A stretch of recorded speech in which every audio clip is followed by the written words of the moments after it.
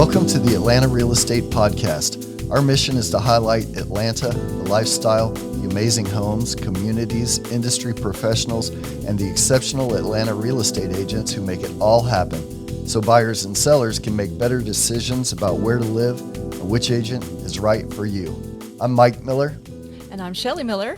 And we're the hosts of the Atlanta Real Estate Podcast. And today we have the pleasure of interviewing Lee Ann Wynns, who has the East Cobb blog and is a Dorsey Alston realtor. Lee Ann, welcome to the podcast. Hey, good morning. Thank you so much for having me. I really appreciate being on. Yeah, absolutely. It's always a pleasure to have Dorsey Alston realtors because you're exceptional, right? You can't be a Dorsey Alston realtor unless you're a producer.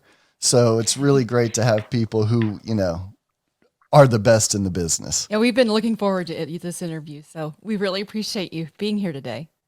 Yeah. Well, thank you. Thank you. I'm looking forward to speaking with you, and it's a pleasure being on your podcast. There's several things about you that I've found that were very interesting. You were in marketing research for a while before you became a real estate agent. Yeah, I was. It's been a little while, but I sure was, and I really enjoyed that aspect of my work. That's great. Yeah, I'm sure that all of the information that you had from marketing research, because we were in marketing, and it's difficult because you have to look at so much data and pore over the data to try to analyze what's going on. And I feel like the same, as an appraiser, I do that. And I know that real estate agents do it as well. Yeah, I work a lot with sellers. I mean, I work with buyers as well. But when I work with sellers, I say to them, we really need to find out who the most likely buyer is going to be for your house. And it's really helpful if a seller can put themselves really sort of in the mind of the buyer and understand what the buyer's looking for and how they're thinking. And I find that my sellers who can do that, it really helps us go so far with the transaction as far as how we get their house ready, how we market their house, how we negotiate. Because, at the end of the day, this is a hard saying to say, but sometimes, a house is really worth what someone is willing to pay for it. And for sellers, that is a concept that can be difficult for them to accept. Right. Yes. Oh, I bet. Because the market value is what people will pay for it. And if, no one's willing to pay your asking price, right? Right. It could be hard. Yes. Yeah, it could be hard. Absolutely. Is that how hard is that conversation? I've always wondered, because with a homeowner, how hard is the conversation? Because it's their baby, they're emotionally attached to it. So to tell them, it's not worth $9 million, you know what I mean? Or, when it's only worth $1 million, because that's really how. Go ahead. Everyone loves their home, and, as it should be. A home should be your place of safety and security. And, while you're living there, you love it. And, you've got all those memories. And when it comes time to sell it for whatever reason, whether it's a happy reason, you're going off to your favorite, lake house, or whether you've got this big new job, or, any reason, it becomes difficult to have to get it on the market, get it ready. And then sometimes sellers have done some wonderful things. They've gone and made some great improvements. And some of those improvements are highly valued by the buyers in the market. And some, like a wallpaper that took them 6 months to get from, Italy. It's beautiful and it's amazing. But it's hard when a buyer goes in and goes, that's the first thing I'm doing is ripping that wallpaper down. Yes. So Yes. conversation needs to be had. And as an agent, you have to put the seller's interest first. And even though it's difficult to tactfully have that conversation, a good agent's going to have that with the seller. And and they're going to know you're coming from a place of adding value to that transaction and helping them put their house on the market in the best condition to get the highest price. And generally, we work our way to that. It takes some time, but we work Okay. our way to it. Okay. I see. Okay. Okay. And that's, one of the main things that I think, you look for in an agent. We want to hire you because we know you're the expert in it. So I think that I'm hopeful that most people I know that we're trying to buy a house that, I know that you have the knowledge and the information that I need to get the most out of my home. So, Hmm. it's let the expert do their job and Yeah. listen to them and take care of it. Yeah, That's exactly. right. That's right. Well, because you have a vested interest in getting the most you possibly can out of the home as well, right? Right, right. If a seller is able to sell their home quickly and they're able to get, the best price that they can get, they're going to be, happy because I've helped them achieve their goals. And they're going to share that information with their friends and their family to say, you know what, this was what we really needed to do. And she was able to help us get to where we needed to be. So, yeah, and it's just what I want to do is that high level of service. I like to say that I offer a concierge service to my clients, which means, from start to finish, I'm right there with them and helping them every step of the way and going over and beyond. Some things, that they might not even ask me about, I'm there, I've got it, we're handled, and we're moving ahead. Nice. Yes, yes. It's such a stressful time, and so to have somebody that is with you and you really feel that they'll be with you from the beginning to the end. I Yeah. mean, I love the concierge service. That's comforting. Let's put it that way. Yeah, it is. Absolutely. And I looked at your reviews. You have some amazing reviews that basically back that up, you know? And I was also wondering, yeah, I'm sorry, go ahead. No, it does. It warms my heart. I just had a call this last week from, um, this is sometimes the most difficult is someone who's lived in a home for 40 years. They love it. They've added all their touches to it. They've made it just for them, but they decided that it was time to move. And, think about living somewhere for 40 years, how Yeah. hard that must be in a move out of state. But, they Uh-huh. were empty nesters. They felt like they needed to get near family. And she called me, they moved in 2022. And she called me last week and she said, I just celebrated my 75th birthday. And I want you to know how Oh. happy we are. And I was like, oh, that is Oh, just Oh. made me feel happy because, as we get older, changing is hard. And making It a move is. like that is so hard. And, not only selling, but moving and buying and getting it, it was very stressful doing all of that in 22, especially being a buyer in 2022. So yes. it's not just so much that I appreciate the good reviews, but I really appreciate, when I love to hear them, but I really love to know that on the other side that the client is happy. They were pleased and that we made it work for them. So it does make me feel good. Yeah, I bet. I mean, and I was wondering, is that your best marketing? Like the service that you give to your clients, do they run out and tell other people? Is that like the best form of marketing that you can do?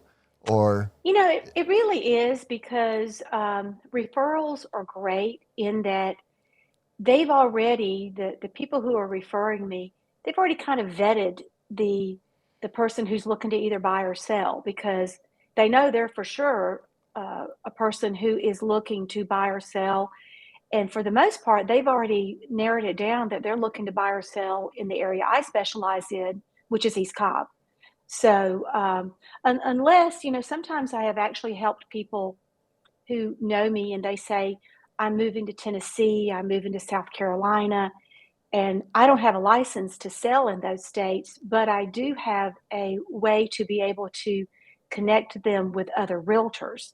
And so I can even help them then do a referral. So it is nice. I like the referral business for sure. Yeah, I'll bet. And I feel like it, I'm not sure because I'm not a real estate agent, you know, it seems to me like the referrals would be the best way to get business. Oh, definitely. When No. someone tells me, "Hey, I've used her Yeah. and it was just she made everything easy for me," I'm definitely going with that person. I mean, it's Yeah. just You don't need to look at anybody else, right. right? You don't. Yeah. You've been vetted Well, by my friend or whatever. Yeah. yeah, and one of the things I'm kind of a I don't know, I'm not a by nature, I'm an easygoing person, and, I know I add value, but it's like, what do they say?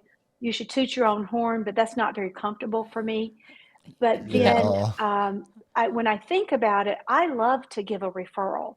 I've got some Mhm. people I've got this guy, he's just like the best painter in the world, and I love to share his information because I know that when I share that name, he's gonna go help these people. He's gonna do such a great job, and they'll call me back and say, "That was just awesome. Thank you so much." And so when I think about it that way, for me to ask someone to refer me, is really just saying to them, help your friend out because when you make a referral and I go to help them, I'm not going to let them down. So Mhm. it was hard at first to ask for referrals, but as I moved along the business, I understand that, you're really just helping someone else help another person. So it works out very well. I bet. I bet. Um, so you're very successful as a real estate agent. I was wondering, how long have you been a real estate agent? Because your bio says that you've been married for over 30 years, which congratulations. That's wonderful. And you have two kids in college.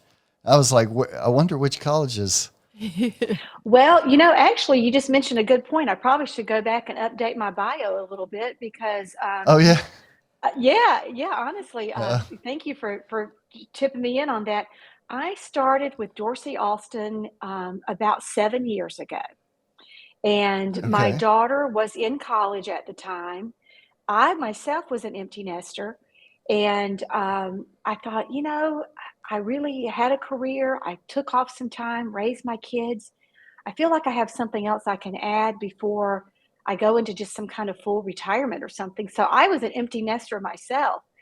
And I thought, what can I do that I can feel good about? What can I do that I can have some flexibility with my work? And to be honest, I didn't want my daughter to have to take out student loans. I didn't want to have to tap into our retirement income. So I wanted to do something where I could make some income and help her. And so I thought, well, I'll start real estate. And so she's long since graduated now. She's an Oh, ER good. nurse up in Northeast Georgia, and Oh, she's up wow. in, and so she works as a emergency room nurse. And my son has gone on, and he's living out in LA. So it's a good thing I did get Oh. into working because they just moved on and left the mom and dad in the dirt. Yeah. Oh. Oh, So that's always that's always the way, isn't it? yeah, Um, yeah. who's the comedian lady that? Her name's Lee Ann too. That she says they walked out and left me alone with their daddy. So Yeah. Yep, And she yep. misses them because they're so cute and sweet and smell so good. yes, exactly. Yeah. um, um, it- but and it's kind of funny because being an empty nester myself, and in that vein, um, I I at first, I mean, I work with everybody. Don't get me wrong. I mean, someone is, it doesn't matter, as far as it's not an age thing. But I've sort of gravitated to mostly working with folks who are getting close to empty nest or empty nesters. And then okay. also, I found myself working with people who are taking care of parents or sisters or brothers. And I've done quite a bit of estate sales as well. So it's been interesting Okay. from the first day of starting the career. I really, really had it in my heart. I just really love buyers. And I really love some of the younger buyers, first time home buyers.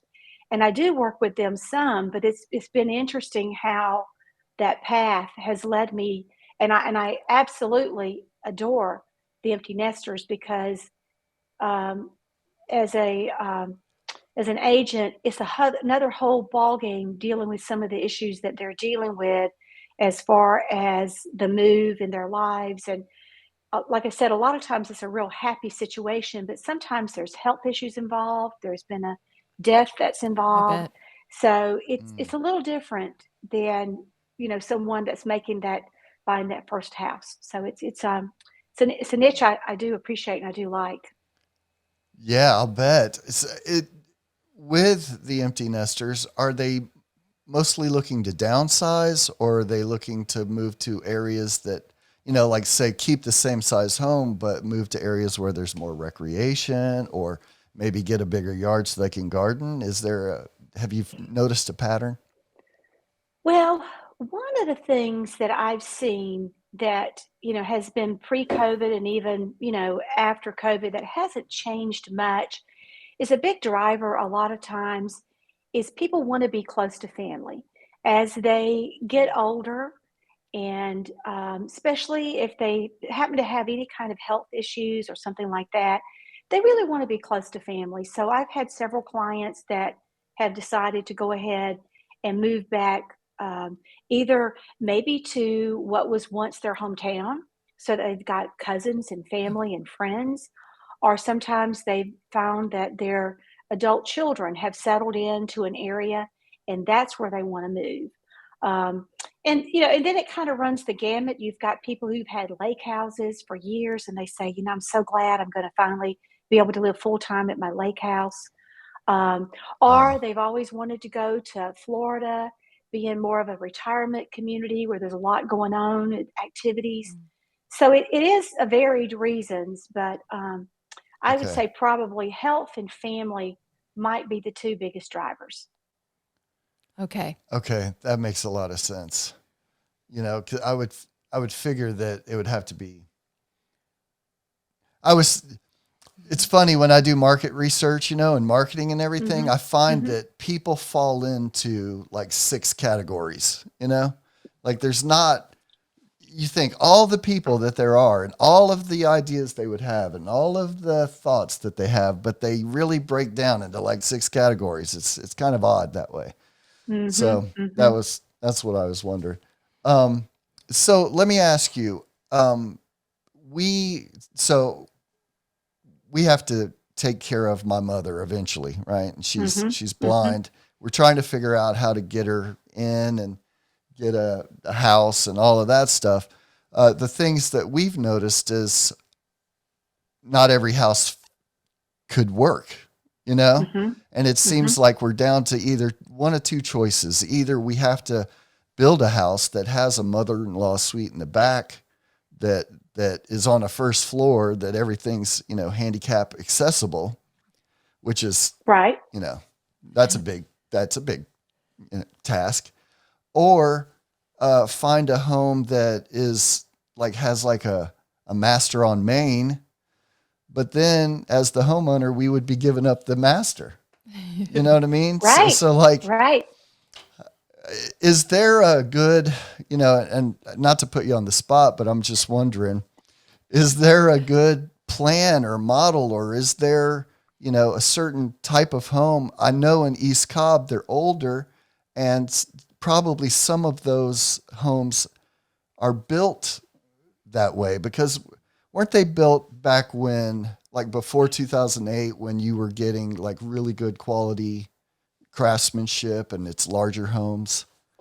Yeah, I know East that's a lot Cobb, of questions. honestly, you have sort of waves of building. In the 70s, you had some of the first subdivisions coming out to East Cobb in the 70s. And then as, things started exploding in the 80s and 90s were big building years out in East Cobb.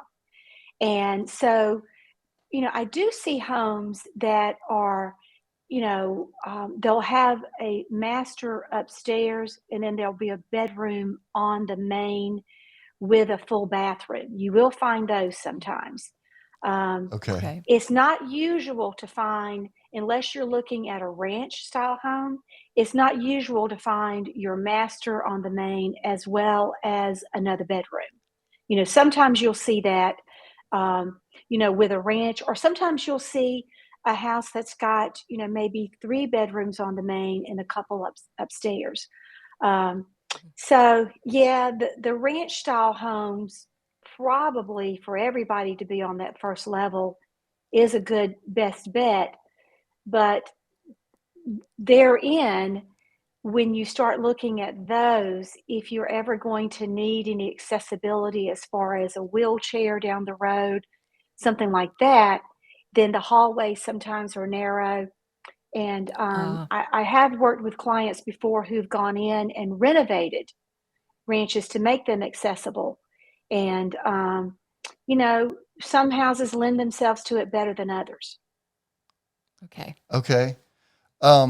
That makes me wonder if you renovate like a ranch to make it handicap accessible, what's the resale value like?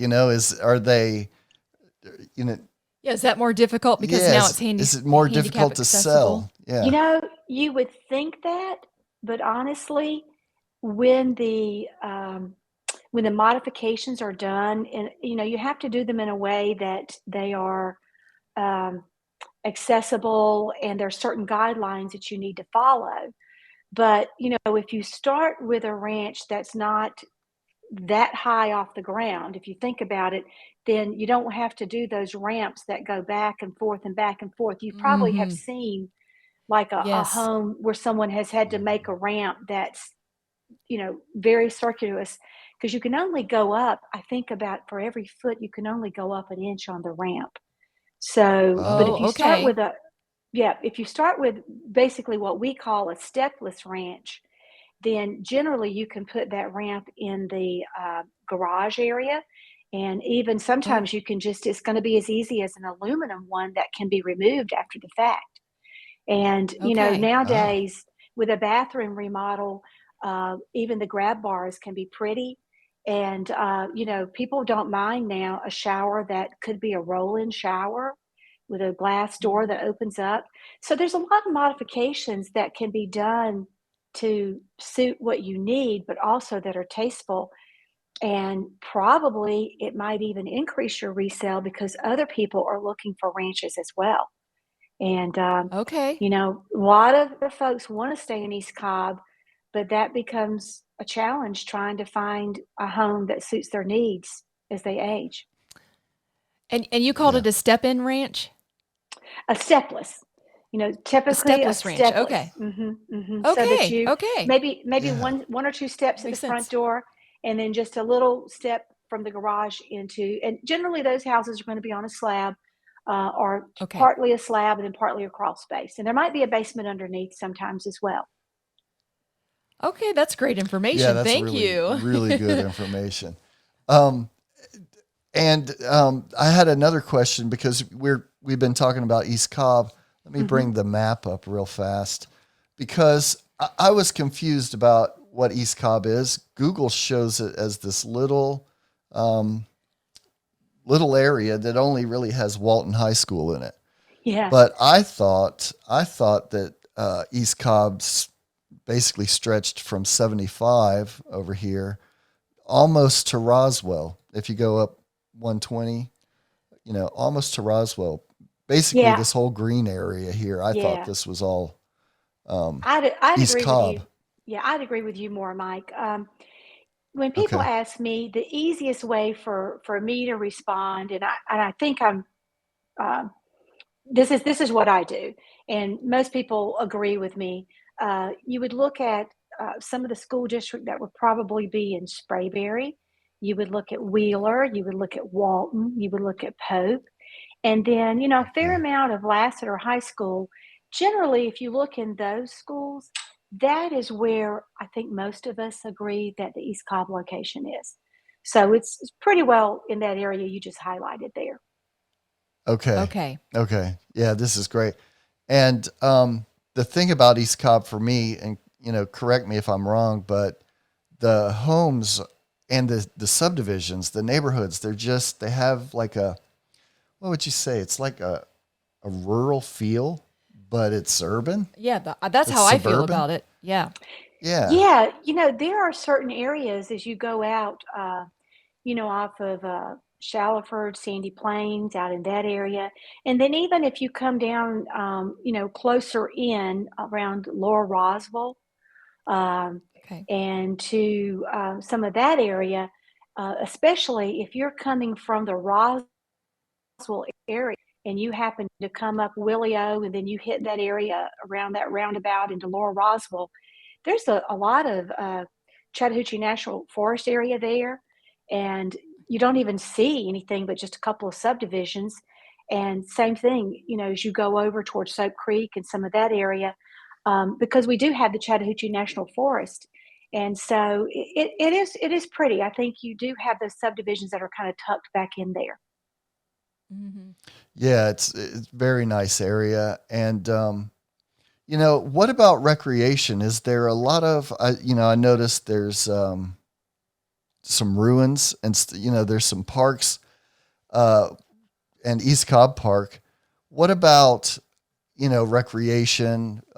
So let's say we have children that are 12 years old, and we Hmm. want them in football, we want them in soccer, we want them in basketball. Are there is there a good park system in East Cobb that allows that? Oh yeah, yeah. You just mentioned the East Cobb Park. You've got Fuller's Park, Terrell Mill Park. You're over there with Sewell Mill Park over that way. And there's some out, I can't remember the name of it. They're off of Shallowford in that area. But there's a lot of parks that offer, tennis lessons. You've got, some of them with soccer. The other thing too, other than just the, I guess you would call county parks, you've got a lot of the churches and synagogues that offer recreation that's open to the community and that's available. I know two of the larger ones are, Johnson Ferry Baptist Church offers a lot of activities for kids. I know Mount Bethel does.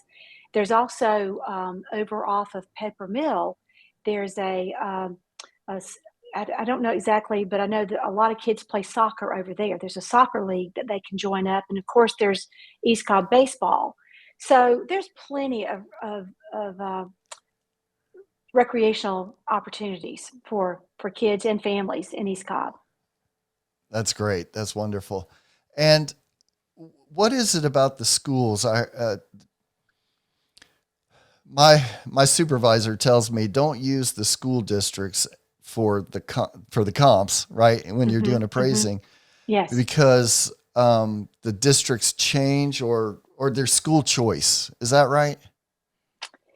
Well, you know, I guess there could be in some situations, but I think what's in the East Cobb area, we've always had such good parental support for schools. I feel like that's one of the things that has always been a driver.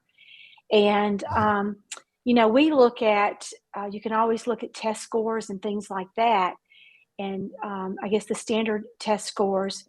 And East Cobb schools have always done very well as far as how they score on the national and the state level standardized test.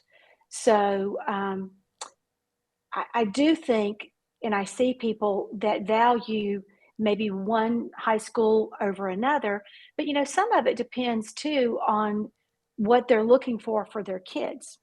Not just that it was the highest SAT score, but they're looking at by the time they get into high school, maybe, for example, if they're really excellent in, let's see, maybe electronics, or if they're into the science education, they might want to look at Wheeler because it's a STEM school.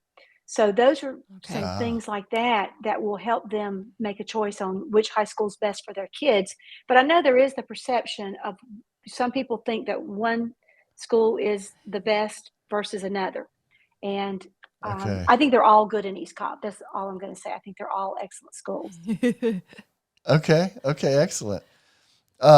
I was wondering about that because they're all, well rated by greatschools.org. Hmm. And, Hmm. why couldn't I choose?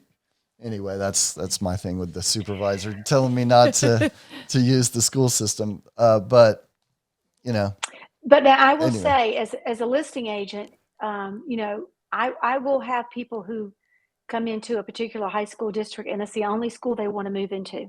You know, that is it. That's the only school they're looking uh, at. They've heard great things. So I do feel like that uh, there is value, you know, because if you have people that feel like this one particular high school, you know, they look at test scores and they see it's one of the highest in the state, that does carry some weight, you know, as far in the buyer's I mind, bet. if that's what's important to them, you know, versus another one that might, you know, have had, you know, might be still really great, but when they look at those, and especially how school ranks out nationally, that makes a difference to them. yeah, I can see that. You know, especially if they're really concerned about their child's education and Mhm. setting them up Mhm. for the best. And, you know, Getting into the best college. yeah, Yeah. and that's the Right. thing is that nowadays you have to do so much extra to get into college, you know, just to qualify. It's not all about the SAT score Right. anymore, you know? Right. Right. Right. So that's why the environment has to be, you know, really conducive to them, you know, learning and growing. And that's why East Cobb, I think, is a great area because it's, it's full of a lot of, I know this sounds stupid, but I would say smart people because it seems like, well, so the home values are not low, you know, they're not the lowest in Atlanta. Mhm. There Mhm. it's pretty multicultural. Like there's some ambassador kids, you know, ambassadors will live in the area. Um, Mhm.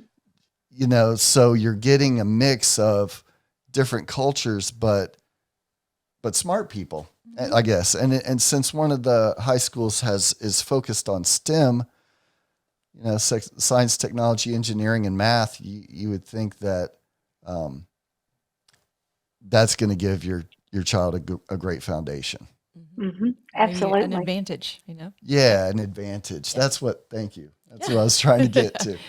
Um, well, Leanne, I really appreciate you coming on. Like we could talk for a long time. It's obvious you have a lot of information, a lot of knowledge that, I mean, we're just tapping into. Really, we're just getting started.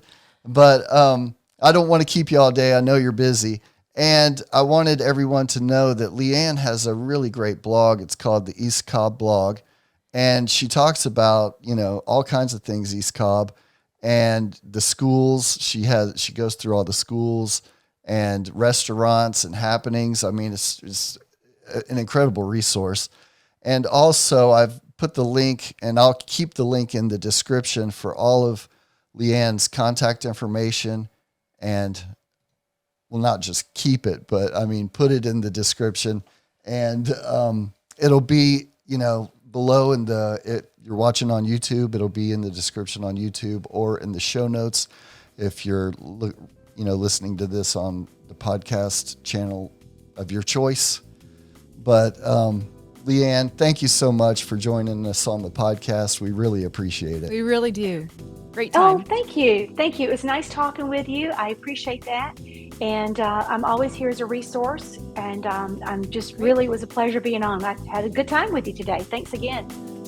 We Good. did too. Thank you. Yeah, thank you. And hey, everyone, thanks for watching. We'll see you in the next one.